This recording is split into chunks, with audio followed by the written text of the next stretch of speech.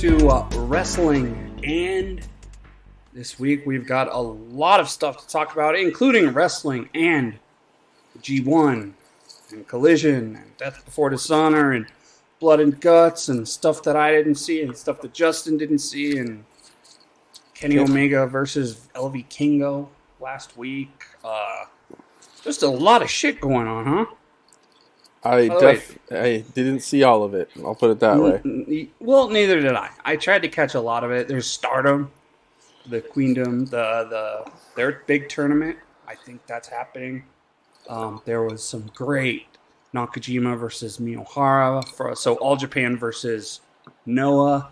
That was a 5-star match, I heard. But here's the thing, man. We will talk about what we've heard about. We'll talk about everything in between.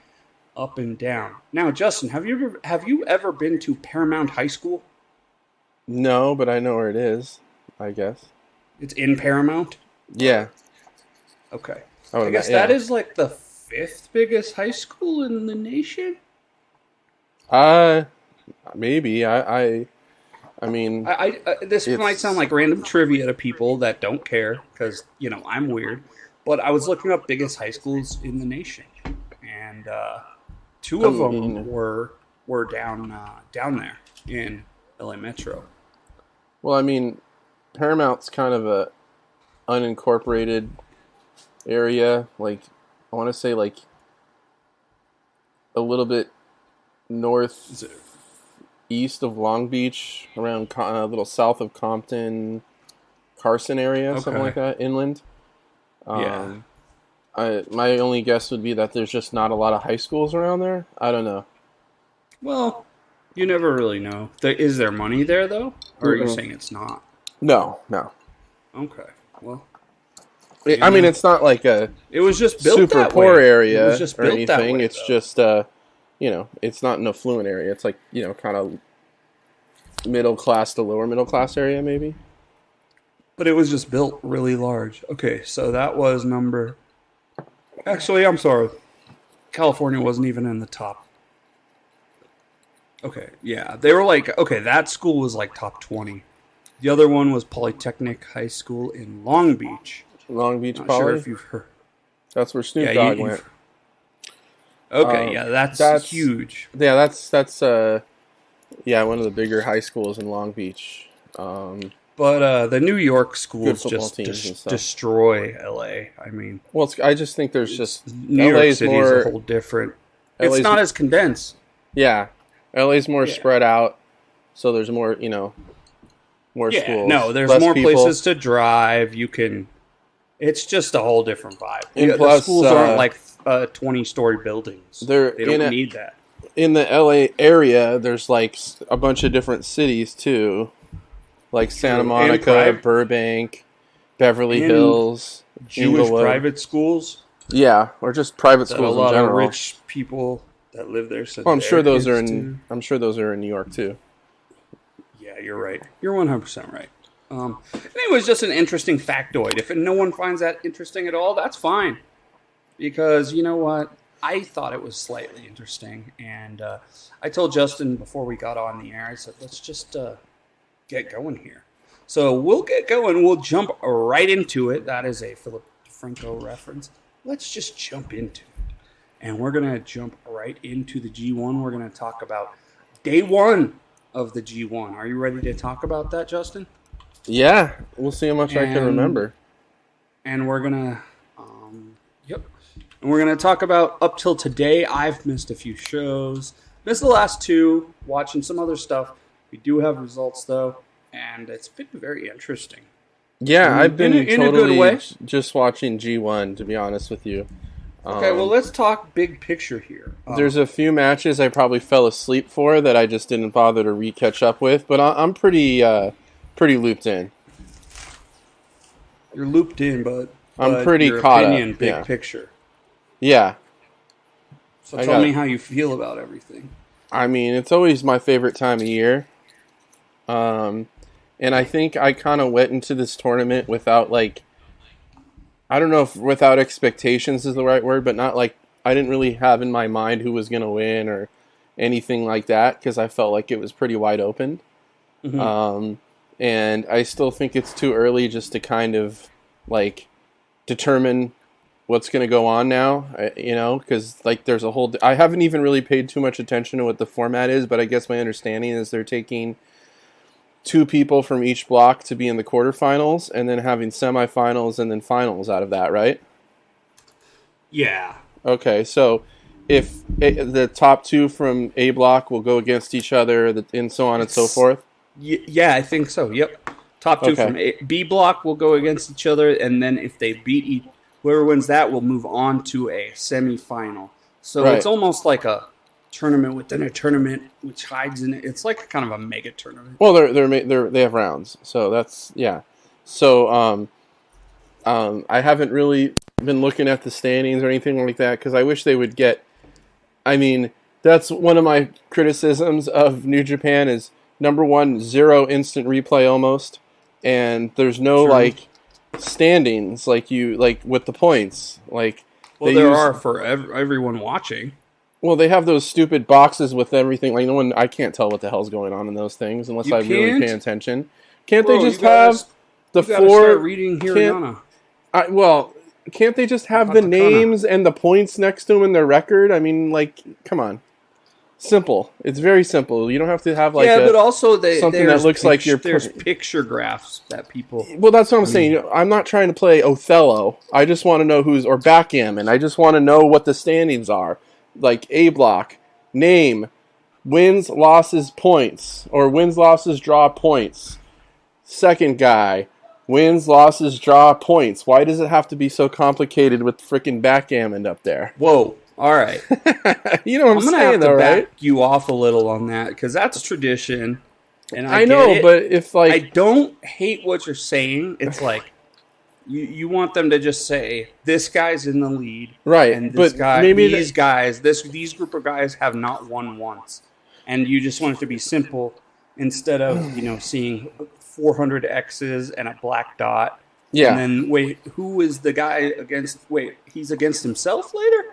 So here's the thing. I don't know. This is a thing that's kind of come up now, but this is a trend. And there's this game called Immaculate Grid in baseball. Have you heard of it? It's kind of like a Wordle type of thing where they play it every day. Oh, I've heard of games like that. So yeah, I've been doing that. Years and years. I have a pretty good like baseball mind since I've been watching it from when I was a kid. But this is the Immaculate Grid. You can kind of see it on my phone. I'm trying to show you. I've seen stuff. I've seen full text-based, no pictures. The morning, he comes up and you play this game, and one of the categories, you got to figure out someone that's played for the Cubs and the Twins. And then the White Sox and the Dodgers. So you have to fill those out every morning. But anyway, that's what the... Trivia? Yeah, it's a trivia game, basically. So, that's hard. And then one of them's like 500 home runs and played for the Twins or whatever. You have to like kind of guess them, and you want to get the rare ones because they have a percentage for each player. So, anyways, that's what it looks like to me. Justin's phone habits here. It looks like an Immaculate Grid. Like but in the same at the same time. Why don't you go to the picture I just sent you in the channel? At the same time, I kind of like it that way that I don't know what's going on. I'm not seeing... Well, we've simplified it for you if you look at the picture in the channel. Where did you send it? Where is it? Into podcast recordings. Oh, I'm in there. General chat? Yeah. Okay. Oh, here... Here, I'll post it in gaming. Wait, no. General chat. Hang on. I see... I'll post it there. Aaron Hinari is here. Yeah, he hasn't left yet. All right. There you go. Oh, I see a girl, but that's something else. I don't even know where this is. Go to generic chat in the text channels. I see generic chat and links. Okay. That's pretty cool. That looks like TNC Surf. So there's your full guide. And by the way, guys, we've sent him... I sent Justin a picture from Daizon, who we all know, right? Justin does these Mega Man 2 style illustrations. This totally reminds me of TNC Surf, the old Nintendo game. Yeah, no, that is the reference. So we got it's a TNC Surf with Mega Man 2, 3 characters, and we have a point guide here, 0246. It looks like Kiyomiya Sonata, Zach. Well, Zach, that's Zach. I'll just At say the this bottom? though. At the same time, like I kind of liked Jeff? not knowing until the end, because then I'm not just watching these kind of matches where they don't have any consequence. So maybe that's part of the reason why they aren't as transparent about No, the but standings. you do need to know about the characters that are not able to win anymore. Well, I mean, That's Kevin very Kelly does important to the match. Kevin Kelly does a really good job of No, explaining that's that Samsa, stuff. Chris Samsa. And well, Kevin Kelly's the one that says it. Yeah. But So we you know. see that Ishii and El Phantasmo 0 points. Which is kind of sad. Yeah, El Phantasmo, I don't know if you saw his promo the other day, but Yeah, about having a his rough grandpa. time. Yeah. That was rough, man. Yeah, and we'll see what they're going to do with him, because that's, he's Well, obviously... he was a baby face. He was allowed to be honest. Yeah, and, we're going to see what they do with his character in terms of, putting him with a faction or, something. Well, That'll the truth probably is, come bro, soon. true, when you're a baby face nowadays, like, you can be as vulnerable as possible, and, like, that's seen as extremely respectful. Yeah. Back in the day, none of the baby faces were all talking about their relatives passing away. That was just like, don't bring that shit up. Yeah, that was a pretty real moment for him, and I can only imagine, being alone and having to deal with all that is probably pretty rough. And some of the stuff we've heard from the G1, actually, some of the stuff we've heard backstage already in the promos has been some of the best stuff we've heard on backstage G1, especially with Eddie Kingston now, part of the act. Kiyomiya, Kota Tsuji, some really good stuff there backstage. Some of it touching real close to home, where you're not sure if it's an act or not. So the whole thing started in Hokkaido, and it was Yoshihashi who beat El Phantasmo, Chase Owens who beat Gabe Kidd. And stop me when this match any of these matches intrigue you, because I will tell you guys, there's a lot of filler in this tourney. That's the one complaint I will have. Well, Yoshihashi Phantasmo, I remember that being just like a pretty good match. You had Gabe Kidd beat Kenta. You had Gabe Kidd run up behind Chase Owens and kind of, where does everyone lay in the Bullet Club kind of thing started with that. Yeah, let me pull up my notes here. Okay, so I thought Umino and Narita having a tie was draw. awesome. Yeah, might be my favorite match so far. Yeah, I disagree with that. Might be one Well, of I my can't favorites. disagree if it's You your don't. favorite. I was going to say you disagree with my favorite. That's not your favorite. No, it isn't your favorite. Your favorite is Undertaker versus Undertaker from. Oi. Okay, so. When did they do Undertaker, by the way? Was that like when it was Bryan Adams or whatever, or Crush?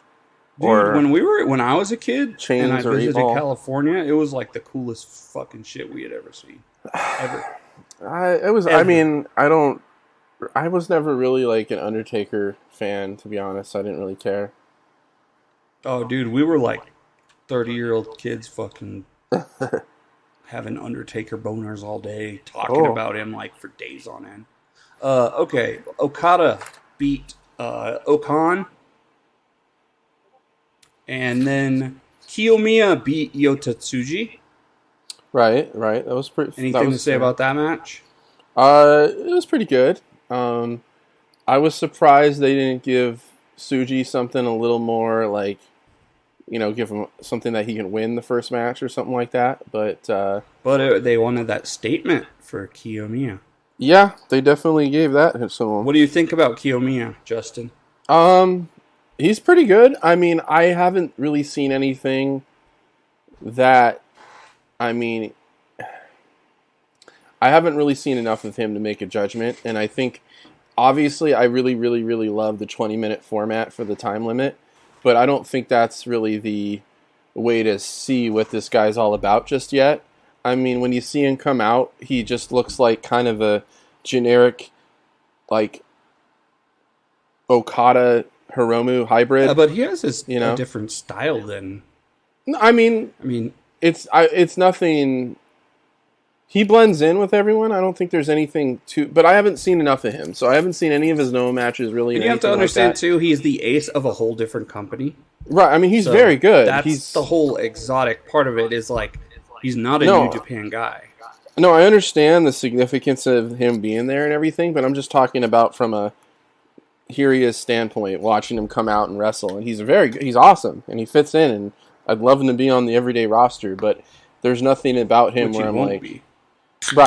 right, but there's nothing about him that, oh my god, this is an ace. Like, I haven't seen it yet, but I'm not saying that he doesn't have it, but in this 20-minute format, maybe if he gets to the quarterfinals and they get rid of the time limit of 20 minutes. And you like we the see 20-minute format, right? I love Justin? it. I think it's great. It's easier to consume, and it's just I like the countdowns. There's a little more desperation and suspense. Yeah, kind of. I think we'll see. It's kind of a wait and see approach for me to look back after the end of the tourney and be like, yeah, that was great. Because I've seen some G1s that were up to this date better. Well, of course, point, me too. and Yeah, they had 30-minute time limits. Also, much less wrestlers, though. So if you have this many wrestlers going at it, too, it's probably better to do 20 minutes because yeah, these guys are going to work their fucking have to just They kill are. themselves. they are, and they are. So, Yeah, no, so I mean, I think it's been probably good. for the better, but Yeah, the 30-minute, I'm not going to ever complain about that either. and when I they can't. really have guys that want to go.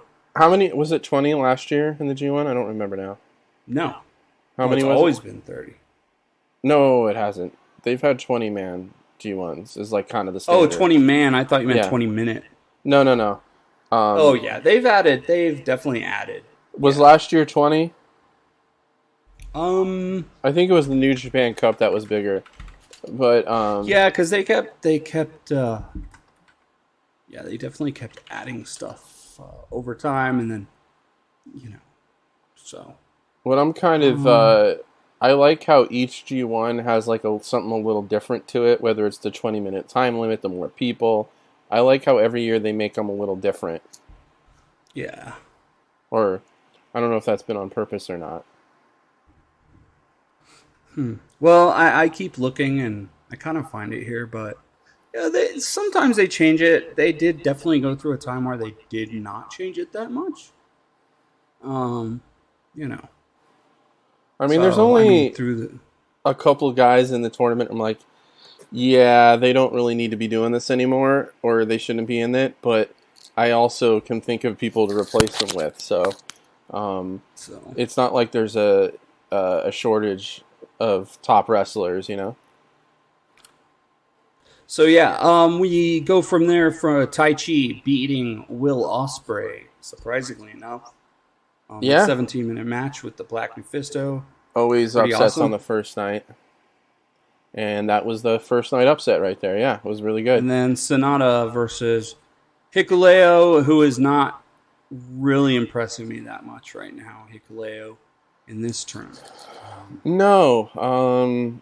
Yeah, he hasn't really done anything that has really impressed me yet. And, to be honest with you, either as Sonata. Not a G1 level Yeah. wrestler at this Either as Sonata in this tournament, to be honest. Well, Sonata definitely belongs here. No, He's he a belongs champion. there. But, I mean, he hasn't done anything that has been must-see. But and that's been a constant criticism, like hit or miss. Yeah, his character's definitely better, and his presentation's definitely better. But He can have some good. Well, as we know, he can kick ass. yeah, he can. We'll just it's kind of a wait and see. Mhm. It's not all the time. Okay, so more results here. The next night we had Ishii get beat by David Finlay. That was a really good match. That was one of my favorites too. Goto. And luckily, I have not seen a single Toru Yano match all tourney. I've tuned him out. I've skipped him. And you've done the same thing, right? No, I've watched them for the most part. Oh boy. And they're fine. I mean, the Naito match was pretty, like, kind of drawn out and lame. The Goto match was okay. The Zack, I remember being pretty good, because Zack's really good at playing along with that stuff. You wouldn't think so, but Zack's really good with the comedy and stuff. Yeah. No, you're right. You're right. After this, we had a match. But that being said, Yano's one of the guys where I'm like, can we just had Bad Tito in here instead, you know? Yeah, exactly. But, I mean, no, there's no buts anymore. So I'm sorry, I take that back. I'm really sick of hearing, well, he has his place there. It's like, he's the spoiler. And it's like, let Tito spoil someone. He doesn't have to be the only, you know.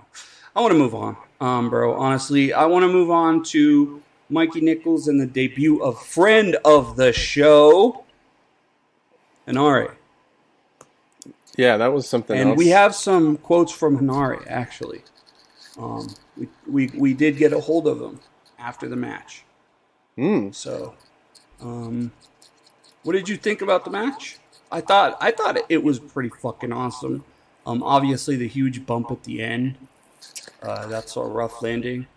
Yeah, and, I mean, Hanare is... I thought the new look, the Mike Tyson almost, but like on the Hanare vibe, and the way he put it out on socials and stuff. Not a look. I thought it was awesome. Yeah, and did you see the news story they did in New Zealand on it? No, I didn't. Yeah, there was some kind of news story about it, because he kind of debuted the look there first. Not the look, but, like, you know, he got his whole, you know, the family heritage symbol stuff. I mean, it's great. I mean, the thing is that, you know, at that press conference, he was looking like, I don't know if you remember, I think it was actually Steve Lombardi, the Brooklyn Brawler, used to come out with... I don't know who I've seen wear a mask and they... well, no, like, it kind of reminded me of, if you Google it, Kimchi, who used to come out with... don't Google Kimchi. You have to look up Kimchi the wrestler. Right, I know. Oh, God, he used to come out with, what's his name? The Ugandan giant. Why am I drawing a blank on... Kamala. All right? Yeah. So he used to... Yeah, he would wear, like, the safari gear and, like, a mask. Right? So when I saw Hanare at that the news conference, press conference, whatever, I was like, it kind of reminded me of that little manager guy. But I told you, I mentioned, I'm like, he's hiding. He did something. He did something. He changed. You said he something shaved up. his head, probably. I know he shaved his head because I could tell, because you could see under the hat it was just skin here, you know, like I have. So I knew that he at least shaved his head, and he might have done something. Whether it was like a piercing or whatever. But you had no idea that he went over the edge. No idea. And I knew his tribal. I mean, and it's funny because they have the video accompanying him on the screen or whatever in the video for the song and everything. And it's still his old look, so it's like a completely different person from having like, you know, the crop kind of haircut with mustache. So I just I asked Hanare if he was doing good after that. Obviously, they had a bump at the end that people talked about. Yeah. I'm not going to say everything he said. He just said he's good. And he said it looked a lot worse than it felt. So we hope that Hanare is feeling good. And he must be feeling good because of something we're going to talk about soon. Yes. Moving on from that one, we had Shane Haste beating Alex Coughlin. I thought this was pretty good too, actually. Yeah, it was really good. I mean, it's like the booking's not super memorable, but Alex Coughlin's been one of the more impressive guys in the field, I think. Yeah. Oh yeah. He's done some crazy stuff. Mm-hmm. Kingston versus Takagi. Great match. Just for an emotional thing that this was. And then Kingston won too. Jeez. It's fun watching Eddie out there doing this stuff. It's been great. I'm just hoping he's surviving, bro. So far, so good for him, I think. So far, so good, yeah. But he's also, with Eddie, you're worried about, maybe concussions or something like that, because he ain't leaving his feet. Well, he's hopefully he knows what he can do. And I think he knows his limitations. He's pacing himself, and hopefully he's, taking care of himself in between matches and whatnot. I don't think they would have put him in this. He wouldn't be wrestling if he hadn't been checked out. Right, and I think he took it so seriously that he probably took all the precautions he could have. And we're talking New Japan. We're not talking fucking Mike Quackenbush here. After that, we had Zack Sabre versus Tanahashi. Zack won with a roll-up. This match is usually good. They're good. Yeah. And I'm just more worried about Tana than I am anyone else really in this tournament. With let's just let him make it through it. I got kind of a quick sidebar here. I was thinking about this. What's your over/under for how many more of these that Tana does at like 1.5? Would you go over or under that? Well, I think he should stop this year. So you're going under, huh? You think? Well, I don't know what we think, but how many more do you think he'll do? None. You think this is his last one, and he's going to announce it before his final match? Here's the thing, Justin. I'm a terrible bettor. I've tried. Yeah. I've bet for free online to test, and I'm very emotional when it comes to betting. Right. And so I just bet no. He'll never do a G1 again. Because I think he's the one guy there that he'll be done when he says he's done. I don't think anyone's going to tell him to stop. But he's like Homelander from The Boys. He's like the dude that just calls the shots. Don't know the reference, but I'll take your word for it. I think he does one more after this year, and they make a little bit of a big deal out of it. But I don't know. So what are you on the over-under? I don't know the math of betting. Oh, so over-under means 1.5. Higher and lower. So he does less. The under would be anything under 1.5, and the over would be anything over 1.5. So if he does 2 more, that's the over. Oh, I gotcha. If he does 1 more, that's the under. So that's why you put the 0.5. And the under and the over would both bet for big money. Yeah, like I'll take the under in this game. Range. Yeah, like if you are betting on the Broncos-Dolphins game and the over-under for combined score is and that's 80, why our 86. Sponsor today is BetVP Rhino. And I'm not a betting person. We do need to get that though. That'd be cool. I'm not a betting person, but I know what an over-under is. I know the basics of it. So yeah, well, we'll see, man. I mean, look, it's an interesting conversation, and geez, we know what's going on with his body because of his behavior and his work. We will see. I mean, every time we see him get to that top rope, we are a little worried. Yes, I agree. But also then he goes and gets his shots again, and he comes back to fucking Wrestle Kingdom and has some crazy match where he's still jumps performing. Off the ladder onto Kenta. I mean, dude, like, he's Tanahashi, bro. He'll probably abuse his body till the rest of his days. So I mean, I did see some comment with him where he's like, I haven't had knees for a long time, so I'll be okay. But he's still, outside of a few times where he tries to go to the top rope and walk to the ring and everything. But he still puts together some pretty good matches because he's one of the greatest ever. But it's weird, It's like these dudes who, especially in Japan, where their body wears out over time. We have a lot of American wrestlers who have been just injured, like violently injured, like snapping their fucking wrists and shit like that. So how to manage that stuff, I don't know. You don't know. It's probably up to the booker and everything else. There was Tama Tonga versus Evil. Evil won. Fuck Evil. I have nothing to say here. Jeff Cobb against Naito. I watched this match. I was not that excited by it, to be honest. Well, it was really good. It was good. Good main event match. Yeah. Okay. Yeah. Naito's another guy that's obviously, fairly banged up, but still he's a few years behind Tanahashi, so he can still Yeah. pass Yeah. it, and he's still a guy who can be top level. We saw it last year. He had a tremendous year last year, match quality wise. We're gonna move on a little bit. Let's just talk about. We'll just do preferred matches in a way because we do Mm-hmm. have like 30 matches to cover. Yeah, I don't think every single match needs to be discussed in detail. maybe just discuss in a sentence, and if we want to expand, we will. Yeah, and some of these are matches that yeah. So Tai Chi and Tongaloa. Tongaloa is also looking pretty slow this tourney, to be honest. I feel like he rushed himself back. I don't know how much he worked. It seems like that's another opportunity. It's like, why didn't we get a guy like Bad Dude Tito, or I don't know, I can think of a bunch of others. I don't know, Bad Dude Tito just comes Barrett or Barrett. what's his name? Tom Lawler would have been nice to be over there because Yeah. I heard he wanted to be there.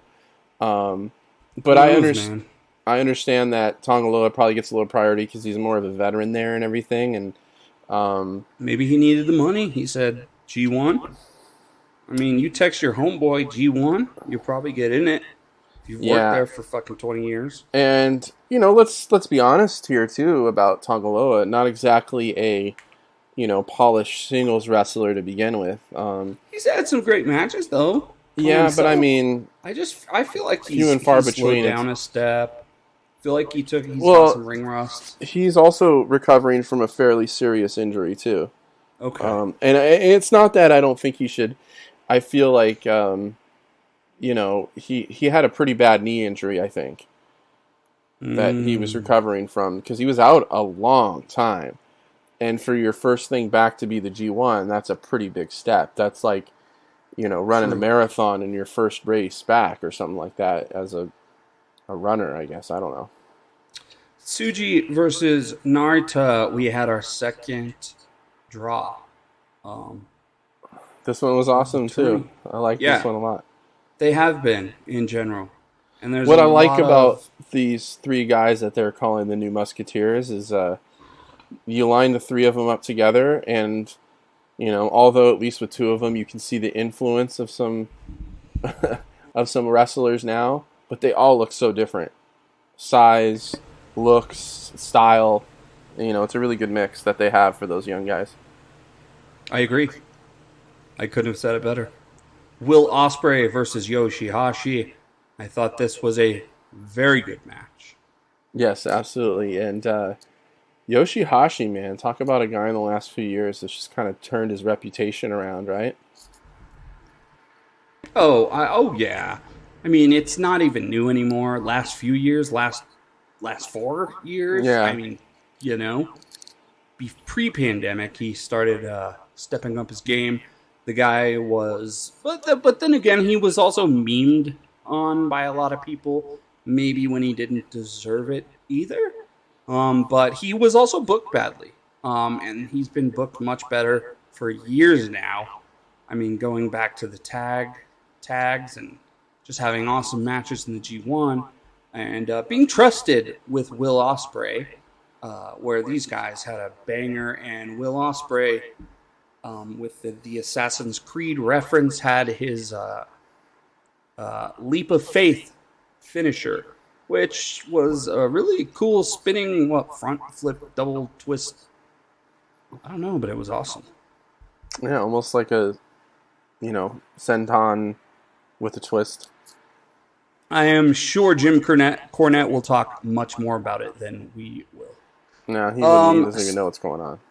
Yeah, he'll be like, never mind, I'm not even going to say it. Sonata versus Umino. What did I write on this? Sonata, Shota. I thought it was a great ending to a good match. Shota beat Sonata's ass the whole time, is what I have written. So, yeah, it's I think Shota his in-ring is very good right now too. We talked about how he's got his at least his body look together pretty well. This is not a guy that's gonna have to lose the baby fat. The guy is he's got a his body is where it needs to be, like where guys in their peak have that type of shape, right? Yeah. He's just got to do some little things to his look, and I think the character's coming along good. We'll see what goes on with that whole Death Rider thing, but you got yourself something that they can, go to Well, and that's come something back you can to milk over. for Yeah, years exactly. to come. You can milk it for years to come. It could Years to come. I mean, it could be Moxley's 30 last years from now. match at in the Dome or whatever, 5, 6, 7, 8, 9 years from now. Yeah. Yeah. And then when he dies, it'll even become even more. But let's not think about that. No. So El Phantasmo versus Okada. I actually kind of missed this one. Do you want to talk about it? I actually missed that one because that was one I slept. I kind of fell asleep watching that one at night. We talked about ELP a little bit ago. Yeah. You guys heard that about his grandfather passing away. Mentioning that in a promo, very serious stuff. There were pictures he released of him interacting with his grandfather, and we're not sure if that's from today or. Yeah, I mean, my understanding is that it seemed like from his promo that he felt like it seemed like he was going to pass away before he left for Japan. And I guess he made it a little bit longer. But, I think what we're seeing from him, he was going to be kind of in a transition year anyway in terms of his character. So I don't think this was anyone that was going to have, like, a banger of a G1 or make it all the way to the last night. But who knows? We might see him go on some kind of run now to catch up with this. But he's still even kind of new in heavyweight. He is. He was a junior before. Well, last year he was in the Best of the Super Juniors. Was he in the last? Well, in the G1, right? He was in both. Yeah. But so I mean, it takes time to work up. Also, he has debuted a new character not super long ago. And before that, he was one of the cockiest and rudest heels in New Japan. So there's a lot of, transition and work to be done. For sure. Moving on, Zack Sabre and Toru Yano. You said you watched that and thought it was funny. Yeah, he had Fujita come to the ring in his gear, and Yano wondering where he was, if I remember correctly. It was fine. It was Yano. Okay. Sometimes it's like I don't know.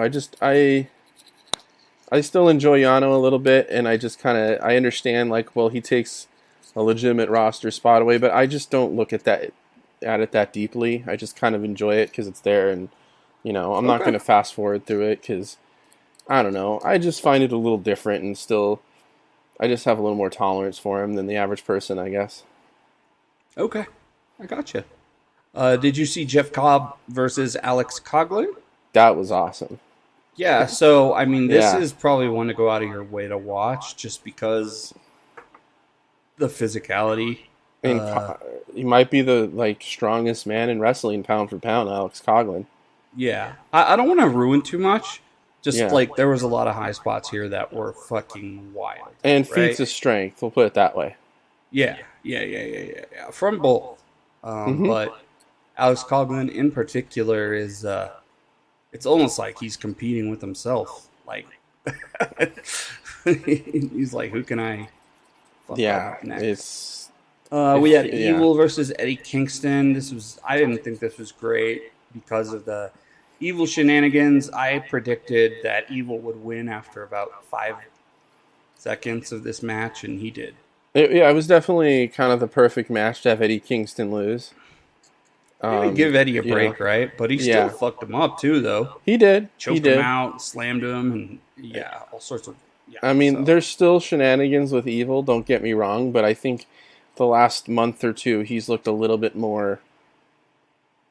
Bro, he be choking people out with Dick Togo every night. Yeah, I know, but at least it's been a little less, 10% less egregious lately. That makes sense. Makes it. It's almost worse if you do it less. Just go all out. The Shingo Takagi versus Sanari match. I loved this match. There's your match. That might be, one of the best matches of the tournament. Yeah, it's definitely in the top 2 or 3. So you could tell that got their last match, which was crazy. This triple trinity match and stuff, Yeah. triple triad, and this one was just like on a different level too, where they just fucked each other up. And with the finish is you have Hanare blasting Takagi with his finish, and then he does the whole thing where you take some breath and then you roll over and pin him, and everyone always kicks out of that, right? Yeah, yeah. But Takagi did not. Hanare was able to take a huge breath, roll over, pin him lazily, and he fucking won.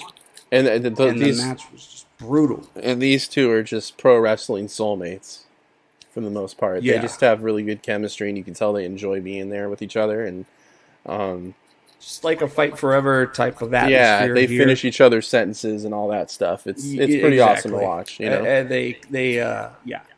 Great chemistry here, and Hanare hyped this up for about wrestling Takagi, and in a way, he might look up to Takagi, and well, I mean, learn from him. Hanare's a guy that's really tightening his grip and cinching in as being one of those, beefy, hard-hitting guys, right? And he's definitely in that group with Shingo and Ishii and Shibata, and just he's right in there, and he's still very young. He's only 30. True. He's the same age as Yota Tsuji, right? So true, and this is a guy we talked to very recently, and and we were telling him he's still very, very young, and you almost forget it because of how professional he is too. And he's been around. It seems like he's been around since we started watching. That he was there. And, Yeah. And and as he said, he's been in the business for a while, and I mean, dude was like creeping on the gyms to get to into New Japan. I mean, he knew. Look, there's no reason why in 4 or 5 years he can't be in the top in the main event scene. Like, it could especially happen. pulling off matches like that, dude. And if he can use to work hard and be that company guy, like, this isn't Chase Owens we're talking about here. This is a guy that has really put it together physically and mentally too, and is showing. Yeah. Gabe Kidd versus Ren Narita. Were you able to watch this?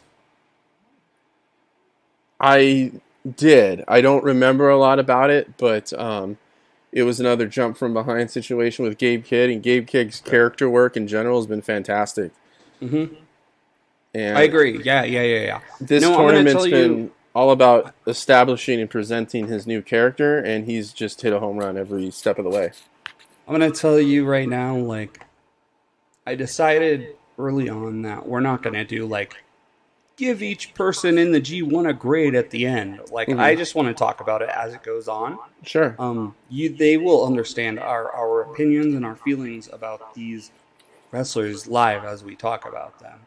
And which, generally, you and I, we like everyone, first and foremost. We do. And I would have a hard time with grades. I mean... Yeah, exactly. Because I think there's... We like and support. And, I mean, there are sometimes you have blatant badness, but not in the G1 but, usually. Like, how do you give someone like Tonga Loa a full, a grade when he's, probably fresh off of tearing his ACL? Yeah, or Tanahashi or people changing characters a month ago. Right, there's a transition, like Americans that have never done the G1. And to be honest with you, not everyone's there to have 5-star matches every match. No, exactly. Right? Some people are just there to start their career. Alex Coughlin and Gabe Kidd aren't there to freaking. And if they did, they'd probably get in trouble, dude. Right. Yeah, they're there probably for one reason. Get in trouble if they tried to pull out a 20-minute fucking banger. No, they're there to establish the new Bullet Club and from a personality standpoint, and they're doing great. So you've heard that shit, right? Like, if you outshine like certain other wrestlers, like, it's actually like considered disrespectful. I mean, I'm don't pretty know. sure there's unwritten rules like that. There's a time and a place for each match, right? Yeah. Okay. Will Ospreay versus Kenta. Kenta's another guy that just isn't himself for the last. I mean, honestly, since the whole that match with Tanahashi we talked about, his promos are great and his character work is still very, very good, but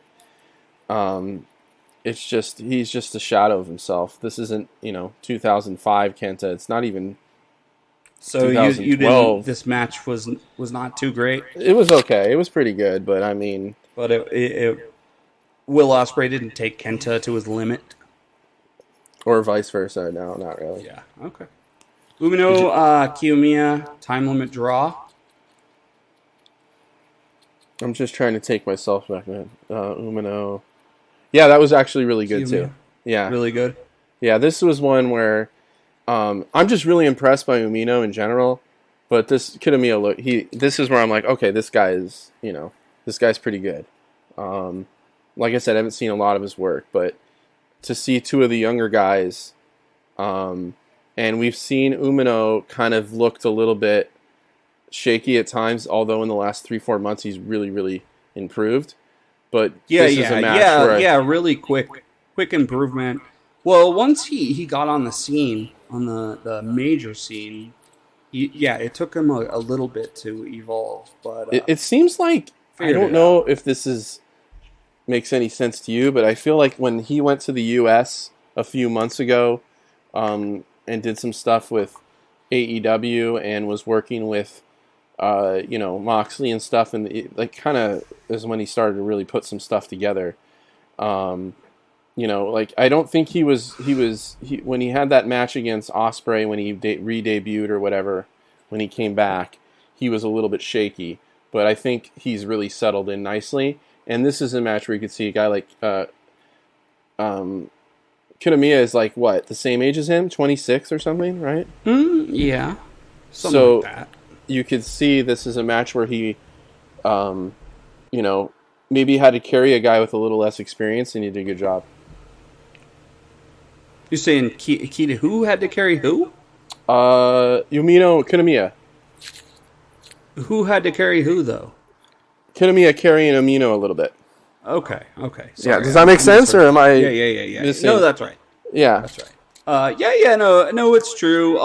In that main event, Japanese style, which, it was really when you good go to for England for a few years. You learn a different style, and how fast can you adapt? It was really good for Umino to get in the ring with somebody that he hasn't worked with that's the same age as him. You know what I mean? That has more experience. Did you watch Kingston? This is all on you now, bruh, because I haven't seen this show. Yeah. So did you see Hinari versus Kingston? I did. How was that? It was pretty awesome. I see hang on. I see chest slaps. It was the finish was very different. Pile driver? They were beating the shit out of each other, but okay, they fucked each other up pretty good. Yeah, and how do I explain Eddie? Eddie's got like this drunk uncle kind of style, right? It's a little sloppy.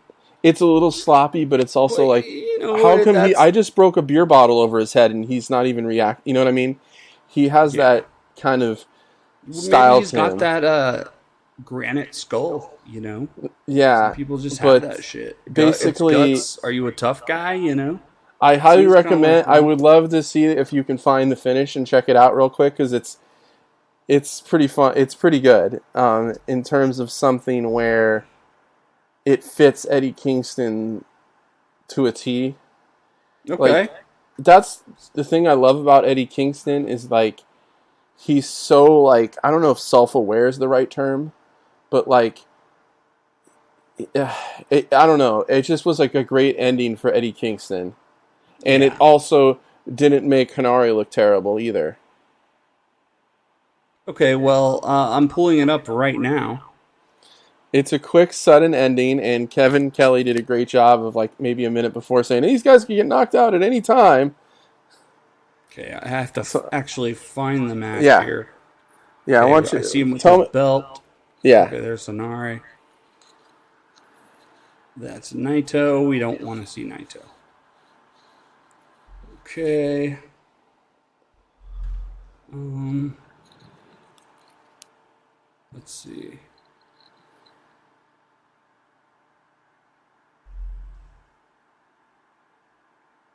Okay, let me go forward here, and I will cut a lot of this stuff out. Oh, I watched his whole exit. Okay, let's see the finish. Wait, what? it's a really Okay. Okay, they're slapping each other. Slap, slap, slap, slap. Eddie's slapping the shit. Oh, slap again. Okay, Eddie, he's leaning over, tending his elbow, he and was Hanari is on the mat. He's tending his elbow, and he's saying, I'm going to use the elbow. his right arm Eddie, was out of commission in this match. okay. So Eddie picks up Hanare. And Hanare kicks him in the head. Oh, Hurricane, a headbutt. Hurricane, and Hanare falls down dead. Okay. I see what you're saying. Where Kingston got knocked out but fell over on top of Hinare, right? Is that what happened? Yeah. I had to Okay. see it a few times for to really get a... But basically, they both gave each other their best shot, and both of them were knocked out, but Eddie just fell on top of Hinare. Dude, that's And pretty awesome, man. And I just thought it was great, and it's like just fits Eddie Kingston to a T, and you know, it's just fantastic, and couldn't be happier for the guy. And Hinari looked really good in that too. And That's awesome, dude. Fun. That's awesome. Did you see Ishii versus Takagi, Shingo? Yes, and I mean, we can watch those guys wrestle anytime. And so it was awesome. It was a great. Takagi and Ishii match. Yes. And Awesome. ain't nothing And wrong then, with that. Finley beat Evil. Did you watch that? Finley, yes, I did. I heard that Okay. match was taking a lot of criticism in terms of a lot of, you know, kind of shenanigans. But I, you know, it would have been interesting for them to kind of... I thought they were going to too-sweet each other at the beginning just to kind of establish that, but I just kind of feel like they should just rip the whole Band-Aid off and just call these things two separate factions and just move on. Because, But I don't know. I mean, but it was just, there wasn't that much heat for it or anything.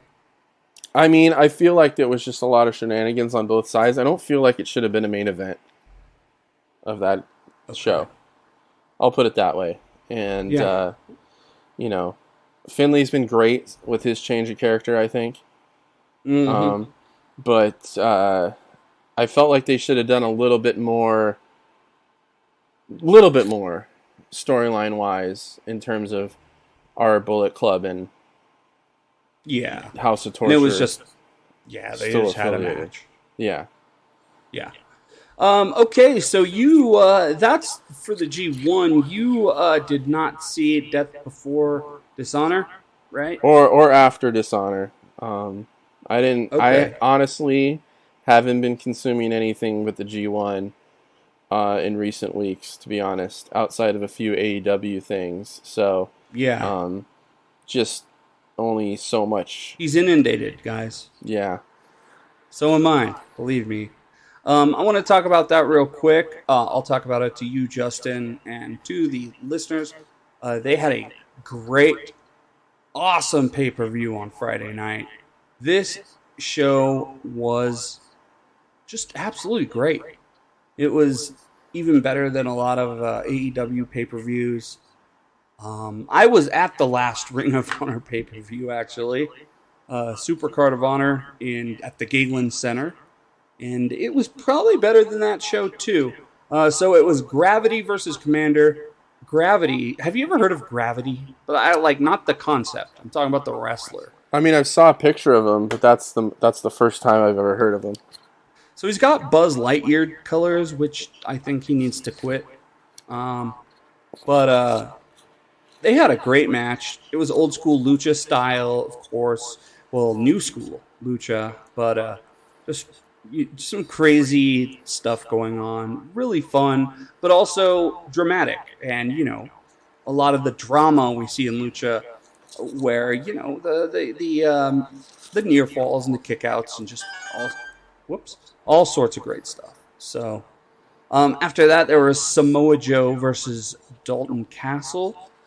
Wow. Which was actually also pretty good. I mean, it is what you would expect, Samoa Joe winning, but Dalton Castle is generally always entertaining to watch. I know you're a fan, right? Absolutely. Was it for like the TV title or something? Yeah, for the ROH TV title. So now, the question I have is, when did they film this? This obviously was live, but Friday night pay-per-view, that seems like a very shallow market. I mean, they do a great job of making it look pretty good. But they were theoretically, were they up against Rampage? I was thinking about that too, actually. No way. I understand they film Rampage. It was probably like 8 o'clock or something. I don't know. I understand they film Rampage, like after Dynamite or whatever, for the most part. Yeah. Maybe they do I don't know when they... Is Collision live? Yeah, Collision was live on Saturday. Yep. Okay. Yep. So maybe I don't know how they do it.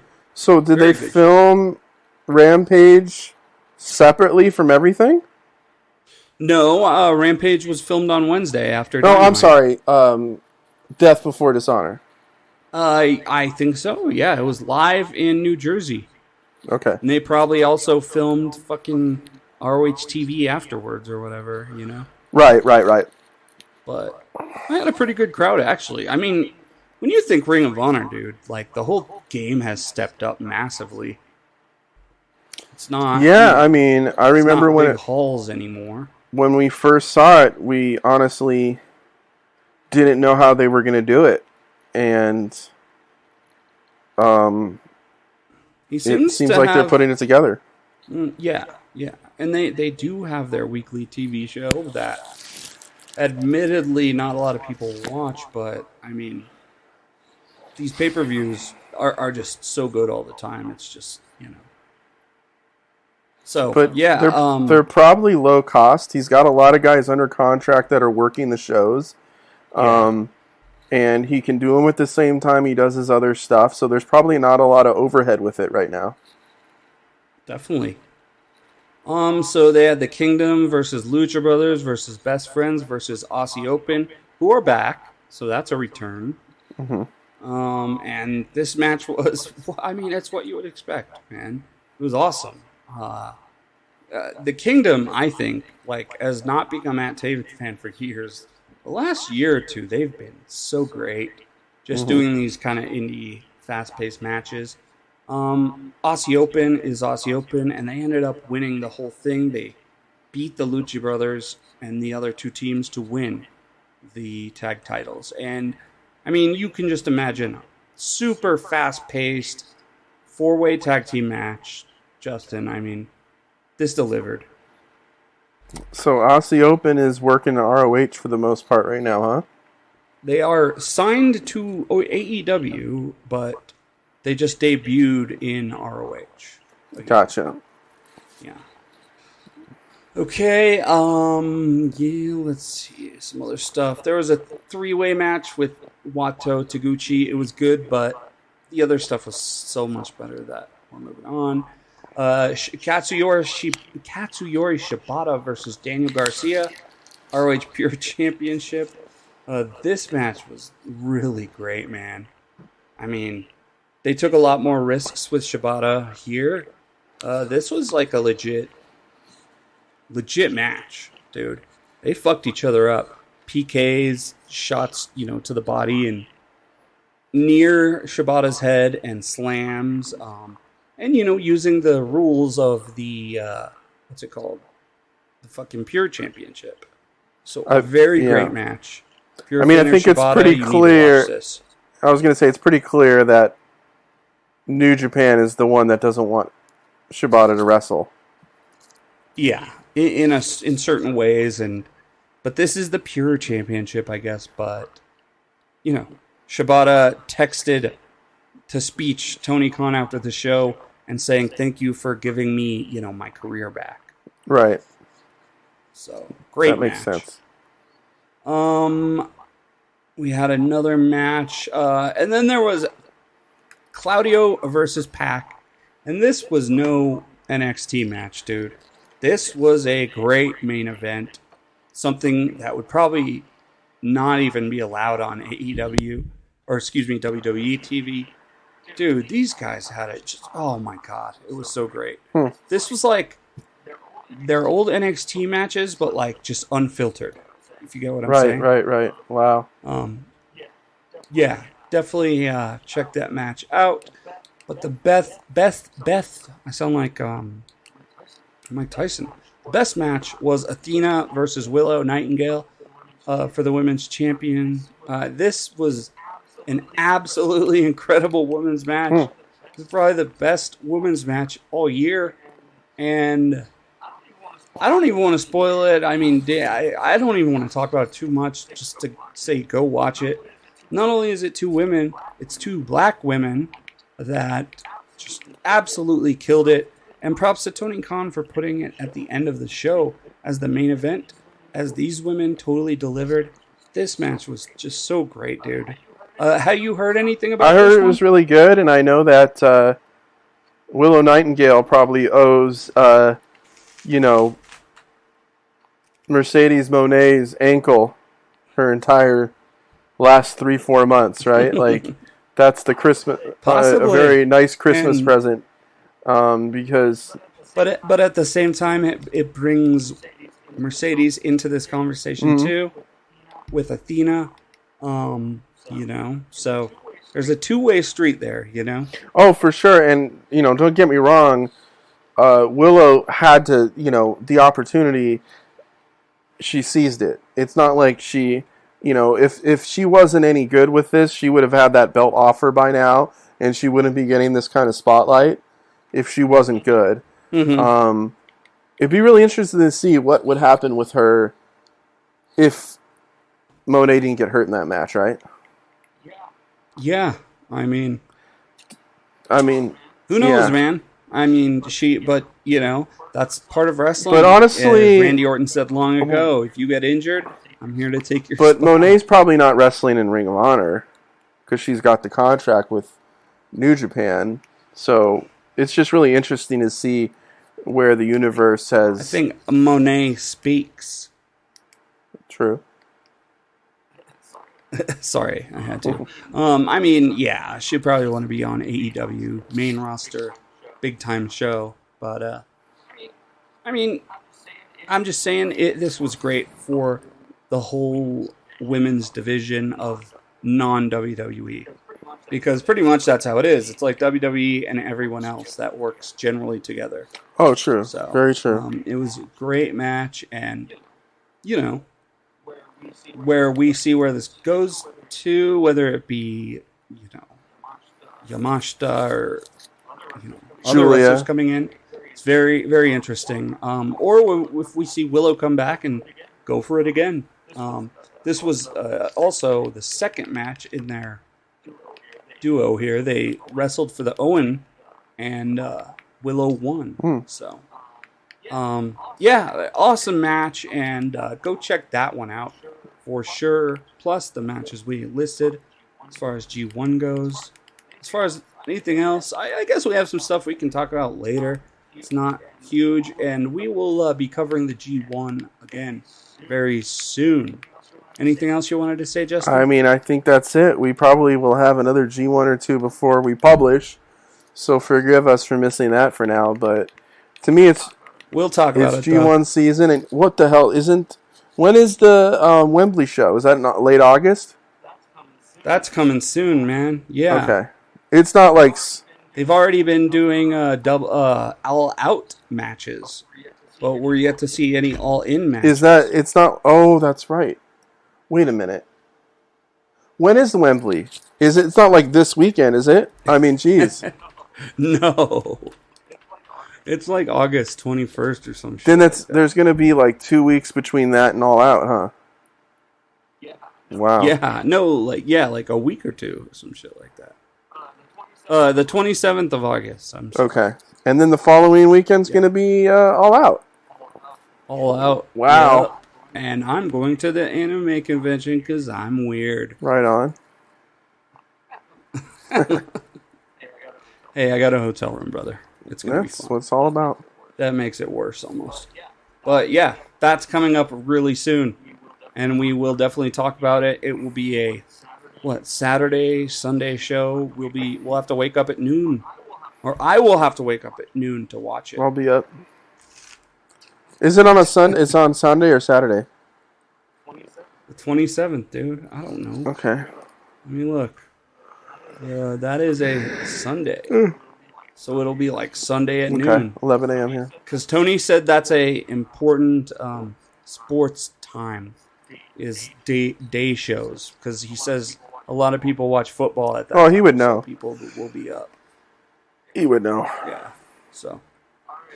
All right, bro. Well, cool. I'm glad we got to talk about. We jam-packed a lot of shit into a small amount of time. That was pretty awesome. And there's a lot of stuff going on. We didn't even touch on Kenny War Collision, which was actually a great show. We didn't even touch on Adam Cole and MJF, which is a great little team going That's on, been too. fun too. I've And, seen that. That's been good stuff. that's but been fun, It's yeah. G1, baby. That's what takes the priority right now. It's G1. It's hot as hell outside Yep. right now, and we like it that way because that's when it heats up in the ring, and we see some of the craziest stuff of the year. I am John, at John Ensman, at InRing Art. Yep. Justin, thank you so much, brother. Besides all that, we will see y'all later. Good night, everybody.